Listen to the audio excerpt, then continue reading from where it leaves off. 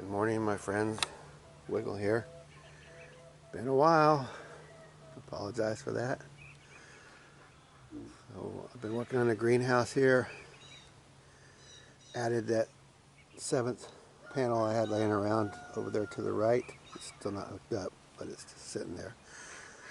Put up some junk panels up there. They're not hooked up either. There's a new roof that I built. I got some barrels under there. This is where I started buying the totes of feed instead of buying the bags. Let's go ahead and get the big totes and we'll just shovel them in those barrels, and then when it rains, water doesn't get on top of them. Helps keep it dry inside. So I got that dryer for free off Craigslist. It's Speed Queen propane. Got that thing up and running. It is on grid as far as the motor, but 3,000 watt inverter will easily, probably even like 2,500 will easily run the motor part of that. So it's powered by propane. So this structure is new. Built it with sawmill lumber. Working on some rain barrels here. I'll take you in here. Here, carrying my coffee cup. So chickens are still not let out. So in here, greenhouse is open. We're working on insulating this wall. I'm going to put some water tanks in here. So the idea is collect some water in here where below grade is, you can see. And then I'll use a small pump to pump the water over here. And where this radio is, I'm going to put some 55-gallon drums in here. And pump the water in them, and then on the other side of that wall there's 2 toilets. So there's going to be a 55-gallon drum for each toilet filled with rainwater, and then that will be used to flush into the community bathroom there. So rainwater powered or rainwater filled toilets. It will take some pumps, but I'm just going to use like a small DC pump. So originally this idea was to have the heat of the birds combining with the greenhouse in the winter to provide a little more heat for both. More heat in the day for the birds and more heat at night for the plants. But I'm going to go ahead and put a solid wall in. I'm going to take all this old bunk bed stuff down and put in a real wall here. And, insulate it. So that way the greenhouse, all the warm air from the greenhouse will come through this tunnel up through vents up there above that radio. So when I need to vent the greenhouse, when it's too hot, I will vent it through the structure and use it to heat the bathroom. So the ventilation this is like a big ventilation tunnel. That's the idea. And I can control it with windows on the far end and a door or windows here. And as this little section right here is premium inside the greenhouse, getting sun, I'm going to put a bed in here. I'm going to push this wall back to get a bed in because it's kind of a premium space in the way that I built that wall. There's a post there, but I'm going to just push the wall back, leave the post. So now I have been working on the greenhouse itself. I put in a double layer.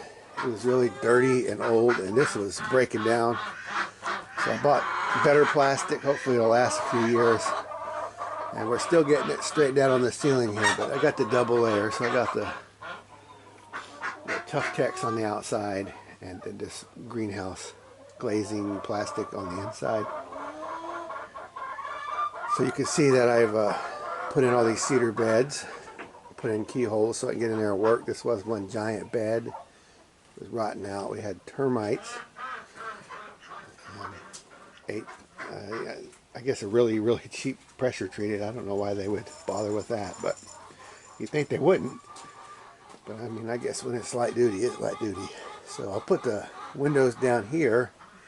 So this will, I can open the windows and blow the breeze all the way through here, through that end and on out. So I'm not venting it to the outside, I'm venting it through and taking the heat and using it. And then another additional project I'll be working on, as you see up here along this top, I'm going to close that in with twin wall glazing, you know, whatever you call that stuff, but the twin wall plastic hard sheets. I'm going to close that in. That's all going to get painted black. I'm going to put water lines in there, and I'm going to go ahead and use the fittings and make a really nice like heat exchanger out of this plastic pipe. And then I'll close it all in, and then also run heat through it. So it will be a heater and a hot water heater also for that bathroom over there. So we'll preheat all the water here, and I think probably a good portion of the year probably just have all the hot water we need without any additional energy. But when we do, it at least preheat into a tank, and then we can, like a wood-fired hot water tank or whatever, for the community kitchen and bathroom over there. So be an interesting project. We'll see how that goes. I'll hang the black screen as the heat sink. Anyway, I probably have other videos on that somewhere, but I'm going to be doing that project. I did get my little